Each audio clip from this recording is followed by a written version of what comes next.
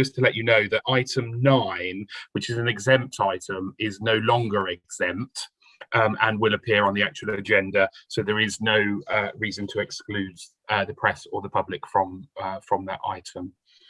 So item 1 is apologies for absence. I think actually we're all here. Excuse me, Chair, the only Anne-Marie Dodds will be coming. She's just held up in a meeting, so she will be joining us at some point. Thank you, Kathy. Okay, item 2, members' declarations of interest. No? Okay. Item 3 is the minutes of the meeting held on the 30th of June 2021. Can I sign them as a true and accurate record? Yes. Could I just ask, sorry, could I just ask that my name be amended so that it's 1L? I'm not precious about it, but it's just if someone wants to email me, I won't get the email if they put 2 L's in my name. No problem at all. Ben, are you okay in correcting that for me? Thank you. Yeah, Chairman, while you're doing that, you may as well change the spelling of Carol's surname. I see Carol's surname spelt wrong as well. So. Okay, thank you. I spotted. I didn't even notice that. Thank you. Okay, item 4, update to the terms of reference. Kathy. Yes, that's to say, if you remember, Chair and members, we looked at the terms of reference for this panel. We felt that there needed to be a statement at the beginning about the objectives of this panel. Now, Ben, I did send you a paragraph, which I'm hoping has now been included.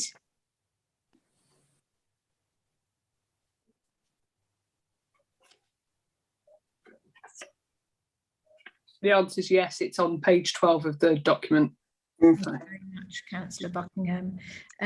Sorry, it was just really for everybody, if they are happy with that paragraph, which is an addition, then I would recommend, Chair, that we sign them off as the EAP. That's right. Are there any comments or questions regarding that? Yes, Chair. Just looking at, so on page 5 of my pack, it says the function would be that of supporting policy development. Should that be mentioned in that new paragraph? Or is it implicit in that? I would say that that is the function of all of the panels, and that is set out in the Constitution accordingly. Thank you. Any other questions or comments? Are you all happy to accept that is included? Thank you. Okay, item 6 is the forward list of items for education, skills and employment EAP. Ben, are you okay to pop that on the screen, please?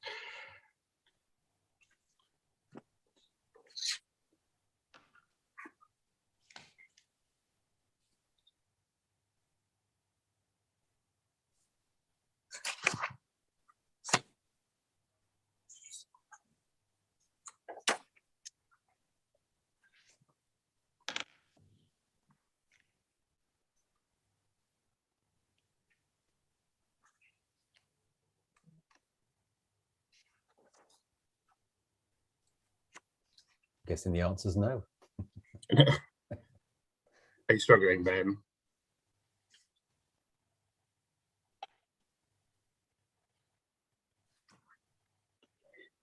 Okay. Oh, there we are.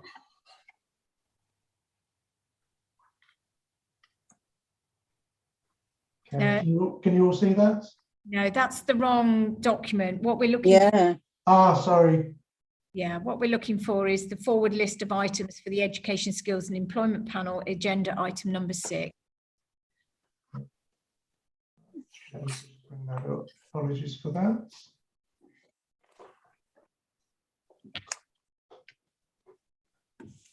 Forward, we've got 2 forward plan and forward list of items. Is that the same thing?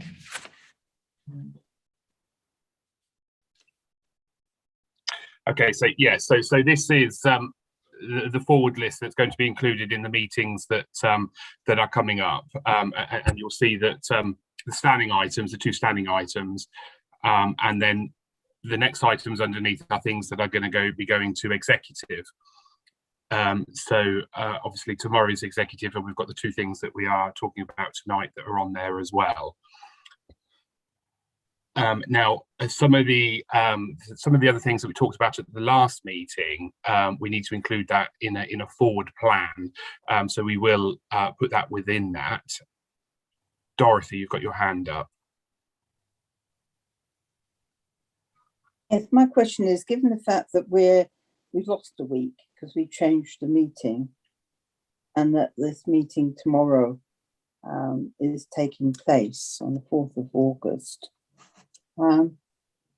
we don't know what they're going to discuss on the 4th of August. Is that correct? No, I mean, the executive agenda has been out now for about 2 weeks. So the two items that are on tonight's agenda are the two items that will be discussed at tomorrow night's executive, or tomorrow afternoon's executive. Which is, sorry. Okay, so it's the variation to the admission arrangements and the two form of entry primary school at Stanton Cross. Right. Okay. Okay, and the reason that we changed the meeting was because of Ofsted being present at One Angel Square. Okay. Are there any other questions or comments about this? Kathy. Thank you, Chair. I was just going to ask whether we are bringing together the executive forward plan in terms of reports that go to exec, whether we're overlaying that onto this forward plan. So I don't know, Ben, whether you should have sight of the forward plan and whether there are things on there, any capital expenditure or any schools improvements that are actually on that agenda that actually should be transposed onto this one.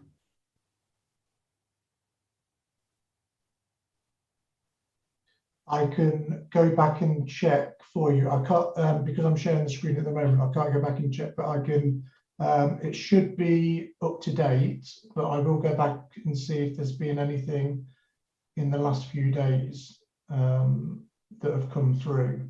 But yes, as standard, whatever is in the forward plan, this is a snapshot of that, both external forward plan and the internal forward plan that we hold as officers. So I pulled them out and put them into this forward plan. Thank you. Thank you, Ben. Dorothy. My question is, are we allowed to ask how many schools in Northants is in special measures at the present moment? You can ask that question and we'll come back to you with that answer. I don't have the actual statistic in front of me, but I'm quite happy to come back to you either later on this evening or tomorrow, Dorothy, with that answer. Okay, thank you. Can I can I raise, speak, Chair? The schools effectiveness report that we will have in September will be looking at all those schools with all, it will give you a rundown of all the schools and all their ratings, Ofsted ratings, and then it will give you all the work that we are doing around those schools.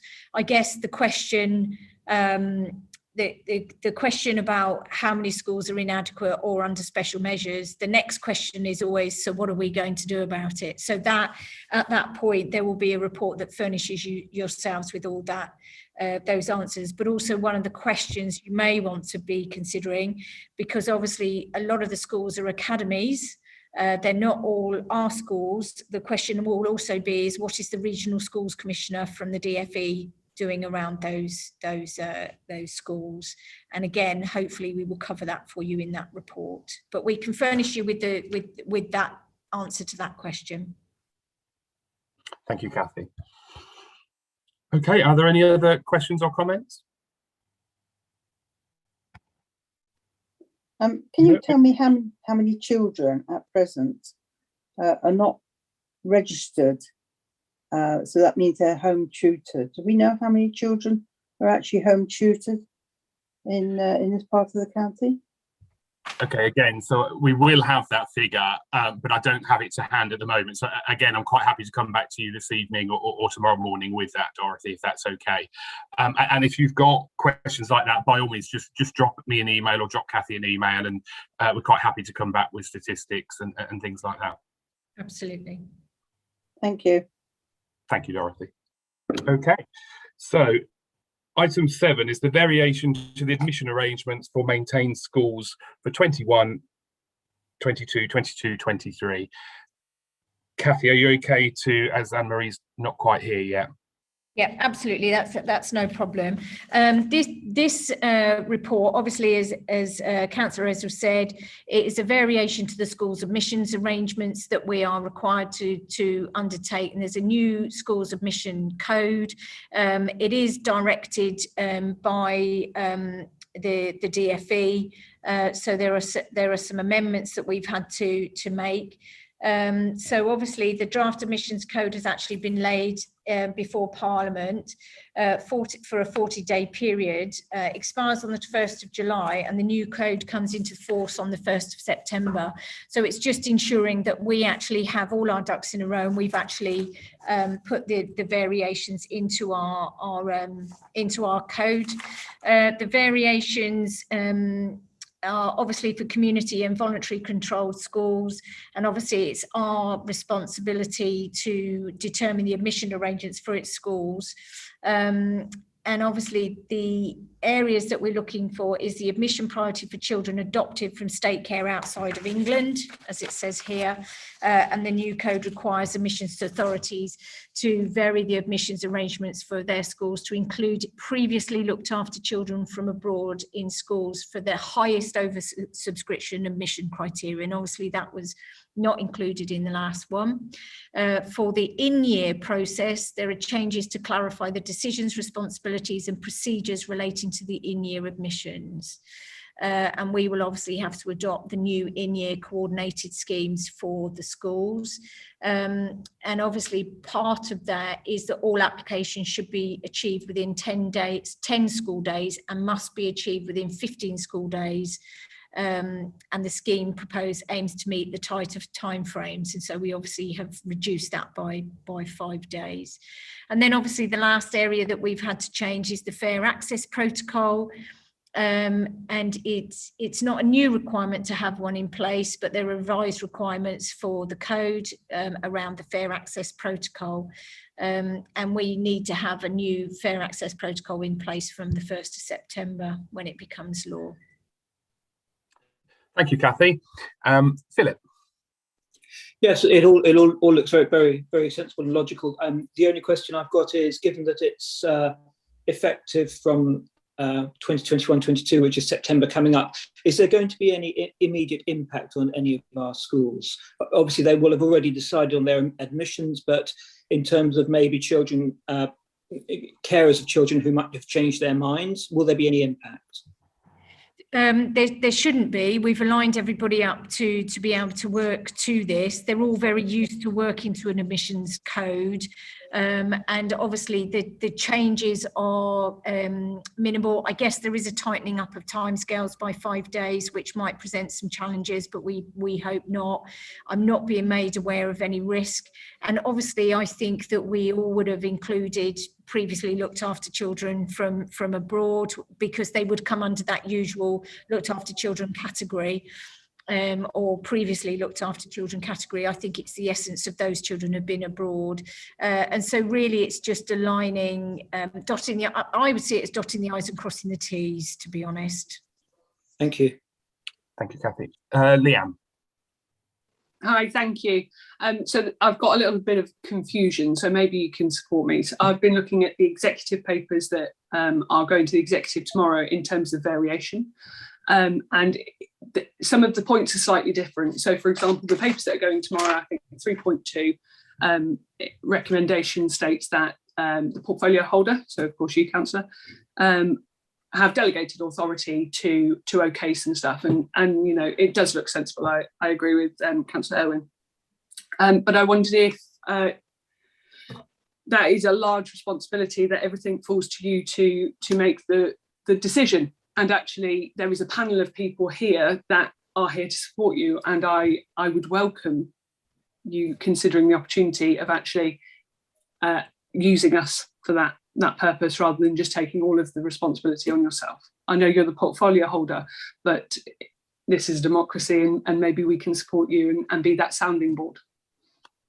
Well, thank you very much for that, and I'll certainly take that into consideration and go away and think about that.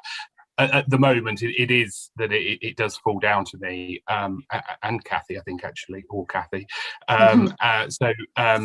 Yeah, but I will certainly take that on board, because you're absolutely right. This panel is here to support myself on the executive. So yeah, I will take away and look at that. Thank you very much, and thank you for your concern about the workload as well.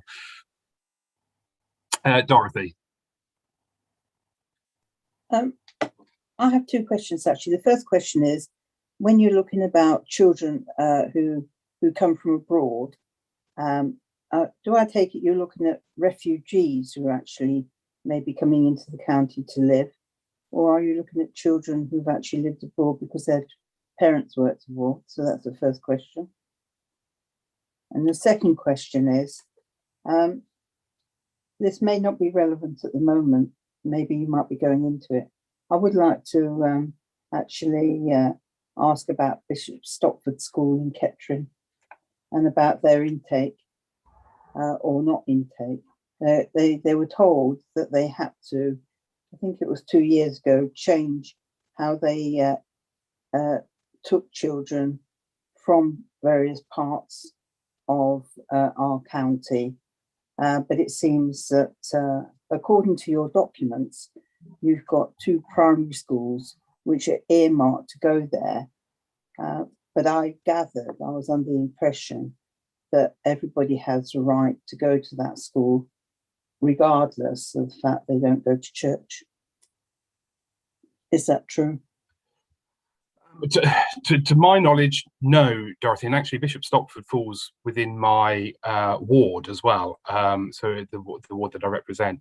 I'm quite happy to have a chat with Kathy about Bishop Stopford, and the 2 schools, the primary schools that you're talking about, is one Greenfield and one Hawthorne. You're on mute, Dorothy. Sorry, I thought one of them was Polbrook, if I was right in thinking. Polbrook, yeah, believe it or not, which is our side of the county. Well, I should say our side of the county. Yeah, it's not far from Titchmarsh, actually, Polbrook. Okay, what I'll do is I'll have a conversation with Kathy and Anne-Marie, and we can certainly look into that and then come back to you on that. I'm not aware of any issues currently, certainly with the school mentioned. Well, it's just that a lot of parents that I come in contact with still do have issues actually about their children not being able to go there because they don't go to church. And that, in fact, was supposed to stop actually. That's what and if it's in your ward, then I would imagine you were aware of that. Well, I was aware. Obviously, it's a church school, so they have an element of how many people they take that go to church. Yes. But I gather that was supposed to stop. Actually, I was informed that they weren't allowed to continue to do that because that had been a bowl of contention for many years, actually, whereby you had to get a letter from the vicar or the priest or whoever it may be in order to go to that school, and that was supposed to stop. Okay, I can certainly look into it, Dorothy. Okay. Unless you can answer that, Kathy, at all at the moment. Sorry, Chair, I can't answer it. I'd need the detail for me to be able to go and ask that. My intuition is I think there are admissions protocols that they would have to follow, and obviously I would have to go and ask the service what they particularly were, because I wouldn't want to misquote. So we can certainly look at that. That's no. Thank you. Thank you. Thank you. And you've also got your hand raised as well. Yeah. I just wanted to answer Councillor Maxwell's first question regarding the admission for looked after children. Those children were children who were in state care in another country, who come here.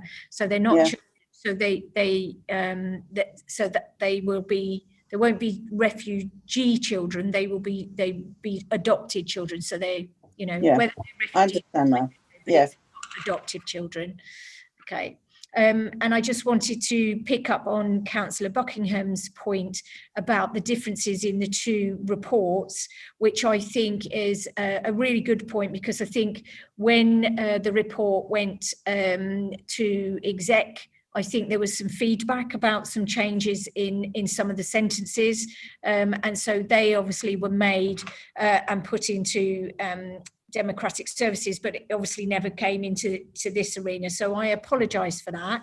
And we'll just have to make sure, Ben, that we make sure that the final document that goes through is the final document that gets presented here. So it was a good point made. So thank you for that. Thank you, Kathy. Lee. Thanks, Chairman. Two quick questions. Obviously, all of this is coming into place on 1st of September, and to approve the new fair access protocol, it was subject to consultation with the schools. Has that happened? And do you know if we've had any feedback from those schools? I'm just thinking of the time scales. And secondly, can I just ask, with the new admission priority for children adopted from state care from outside England, are the schools expecting that to cause a problem in terms of additional learner numbers that have suddenly got to be have a higher priority for admission? In terms of the fair access consultation, that is something that has gone out, and I've heard no repercussions from that. I think schools were expecting it, especially, you know, our academies will have been talking to the DfE anyway. So I think that from Schools Forum, it's not been raised. And then sorry, your second question was about whether it was going to have a big impact. No, I don't think so. I would think that has probably come from the Adoption Leadership Board, from the DfE, looking at, are there adopted children who are not getting into schools or have got a pathway into schools, and that's probably the area which is around children who've been adopted from abroad, who have an adoption status. Thank you. Thanks. Thank you. Dorothy.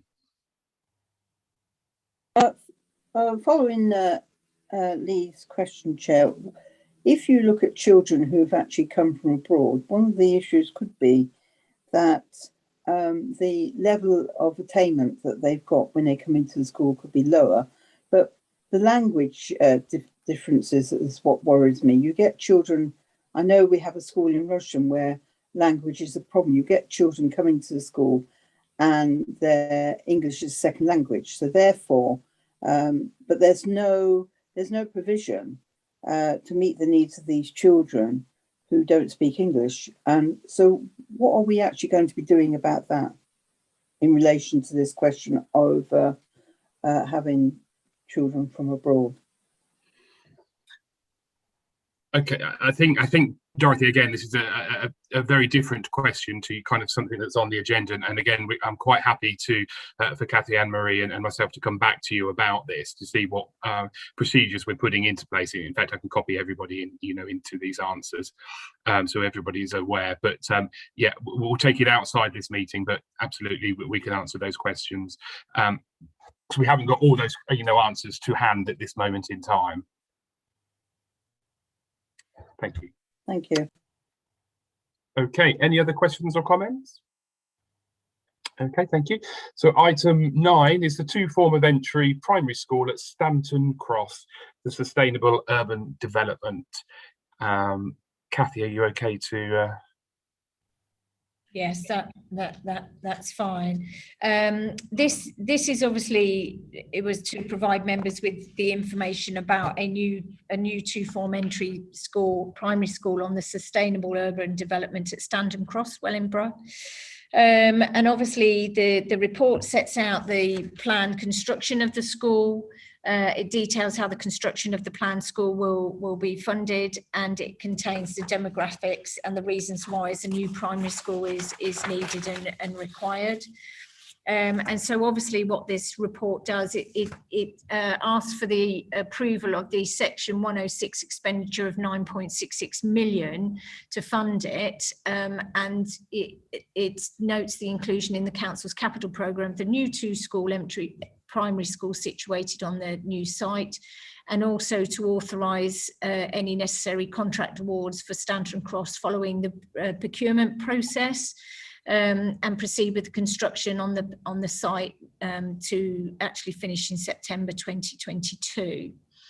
There is a set out the approved financial and governance arrangements associated with the obviously capital scheme, and obviously to delegate authority. And I think it might, again, picking up Councillor Buckingham's report, that might have changed it to delegated authority to the lead cabinet member, supported by the director. I think that's probably changed.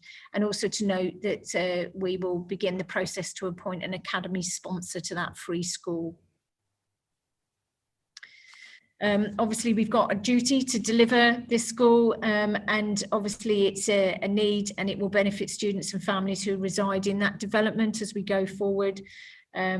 And obviously that will be, that's a good thing in terms of those families there and the need for the school places.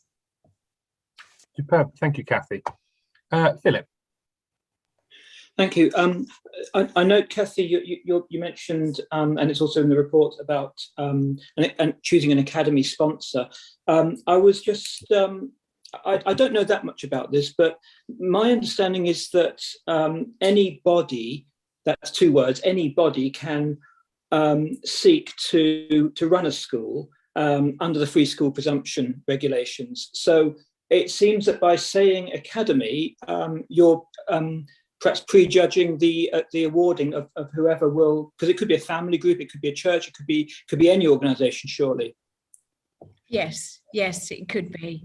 I guess maybe the presumption is the likelihood of, because I expect there is probably people who've already set an interest. But yes, that's a good point. Thank you. Yes, I do think it's important that we allow. I mean, it may well be that there will be a great academy trust coming along and giving great education to the children. But if there are, say, groups of parents or other interested parties who want to run a free school, I think we should listen to them as well. It would be the DFE who listen to them. It wouldn't be us necessarily, because it's obviously the free school presumption. The academy sponsor will be chosen to operate the school. The chosen academy sponsor is required to conduct a consultation with all relevant stakeholders prior to the Secretary of State entering into funding agreement with the academy. So the final choice will be the DFE. It won't be us. Yeah, but it says in 3.1F that the council officers will begin the process to appoint an academy sponsor. So will the council officers have a role in shortlisting, for example, or making recommendations? Yeah, we'll start the process. Yeah. So, I mean, I can go back and check that as to whether, but as you say, the free school presumption should actually be that it would be anybody. Yeah, thank you. Thank you, Kathy. Dorothy. My question is, given the fact that this is actually going to be 420 places in the first phase, and that then you're looking at actually maybe building 2 more primary schools in the future, would it not be better to have a 3-form entry, given the fact that where it's going to be situated, the land itself will actually link into both Earthlinborough and Wellingborough? So are you actually saying that only those children who live in Stanton Cross will be the ones able to go to this school? And secondly, given the school that you built in Rushden, which was brand new, there was quite a lot of issues over not only just the size of the school, but looking at the future. Looking at how you look at the future of developing schools which are suitable for the 21st century and not just for now. So who actually is going to be involved in making sure that this school is going to be fit for purpose? That's my second question. Thank you, Dorothy. Kathy? Okay, there's a formula that's used in terms of the 106 in the number of houses that are built, which will produce the number of pupils. So there's an estimated number of pupils that we think will need school places, which comes out of the 400 places at the beginning. Obviously, by the fair admissions process, they would have to abide by the fair admissions process, and so it's not just necessarily those children who live in Stanton Cross. And obviously, in terms of the build, that will be overseen by the capital funding team, who will ensure that, and also in terms of ensuring the compliance and the appropriateness of the build as we go forward. The reason why I asked that question, it may seem a bit insignificant, but I'm involved in a school which doesn't have a big enough playground and it's a 3-form entry. And I think that 2-form entries need quite a big area for outside activities. That's my view. And if equally, if it's looking, say for instance, it's looking to increase the actual amount of people who go to the school, then obviously you've got to make sure you've got space to actually do it, and not sort of think now, this year or next year, but look at what's going to happen in 10 years' time. Yeah. Thank you. Leanne. Hi, thanks again. I know I'm new in service, so if I need some educating, please do. Why is this school, so this is a £10 million investment, from what I've looked just under. Why are we looking at academy straight off to take it on instead of maintained? What is the current appetite for maintained school, and why are we only looking to invest into then handing over to academies? Why is that? That is a very good question. The DfE and the Secretary of State has laid out their plans that all schools should be academies. There is no regulations or guidance to make that shift, but that is their desire. They see that good multi-academy trusts can be support in terms of the improvement of schools, and therefore they are, as they open up schools, they are looking for academies to sponsor schools and to take them forward. So it's a government-driven process. So we would not be able to open a maintained school. It would not be possible. Okay, so Kathy, I think what you're saying is, yeah, we don't have any control over it at all. It is government-led that it will be an academy. Yeah, thank you. Lee. Thanks, Chairman. So that was interesting about the academy. I mean, the question about the academies, because of course, in Raunds and Stanwick Hargrave, where I am, all of the schools really have fallen under the umbrella of an academy. I mean, it is working well, but I mean, clearly it is something that we all need to be keeping an eye on. But Gemma, my question was, of course, we've got a duty to deliver this school anyway. I mean, it's almost academic because we do have a duty to deliver it. It's great that it's been fully funded through the S106 agreements for Stanton Cross. It's even better news, I noticed, that it's gone through a design and build phase. So unlike some similar projects that I've been involved with, where they can overrun in terms of cost. Of course, this is because of this is being a design and build. The contractor takes all the risk. So if they can't deliver it within the 9.6 million, then they have to cover the overspend themselves. So that really is good news, because otherwise, where would we find the money from once the 106 agreement has been spent? But my question is that the NNC is under an obligation. We have to have this open by the 1st September 2022. I can see that we've got there's a contractor already, McAvoy, in here. Are we? Presumably they've been waiting for us to make these decisions. Is it still realistic? Are they saying that it's going to be open by the 1st September? Kathy? Yeah, yes, they are. And I guess part of this is about us supporting that by agreeing to this funding, which then will be released by the 106. So in essence, we're kind of lending them the money to start, and then we get it back at the build of the certain number of houses. So yeah. Yeah, so, sorry, Chairman, if I can just come back, and of course that is, sorry, that is the only risk, of course. We lend them 9.66 million. It's going to take us 2 years to get the money, all of the money back. The Stanton Cross don't actually have to give us that 106 until, I can't remember what it said in the papers, they built the, until the 400th house is built and occupied. But you know, that sounds like a risk that we've got to, that is well worth taking. They do want to build them. Thank you. Thank you. Kathy, you've got, did you want to say something else? Yes, I was just going to say that just picking up the conversation about academies and the Regional Schools Commissioner and the DfE and how the Secretary of State has set out his plans, it's whether the panel would like me to come and do a presentation around that and also around their approach to improvement. Would that be useful? I think absolutely it would, Kathy, and I think I can see lots of members nodding their heads. So yeah, absolutely, that would be great. So we can put that on a future agenda. Yeah, absolutely. That's no problem.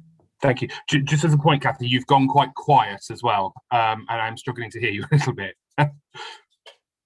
Okay, I'm sorry. I'm not sure what. I can hear you. Haven't on my screen, so I don't know if it's you or others. I can hear you fine. It was You've quiet got quiet on mine as well. It was quiet on mine. I was struggling to hear. Okay. Can you hear me now, Scott? I've just turned my sound up. It's very, very, very faint. Yeah. Okay. I'll leave it as it is, and then we can. Yeah. It's, Dorothy, you've got another question. Well, I was going to say actually they have started, because I drove past there last week and they're already making digs for foundations. I think that's what it is. So they have started, but whether the money's coming along at the same time, I don't know about that. But yeah, it seems that they're thinking, definitely made some moves. Thank you for that, Dorothy. And Leanne, I'm not sure whether you had your hand up and then down. Are you okay? No, perfect. Okay. And Kathy, are you okay? Still got your hand up? Yeah. You're okay. Sorry. Perfect. Okay. So that's right. So that concludes everything that's on tonight's agenda. So thank you very much for coming along. We will put more items as we go along when we can get reports and presentations ready. So please don't think that these meetings are going to be 40-45 minutes long. They will be gradually, as we get more and more things, they will become a little bit longer. And if you have any more suggestions that came out of last month's meeting that you would like a presentation on, or you're struggling with, then do let us know, and then we can look at doing that. Obviously, the officers are inundated with things, so they can't produce reports overnight, and sometimes it does take a little while, but we can absolutely get there. Dorothy, you've got a question?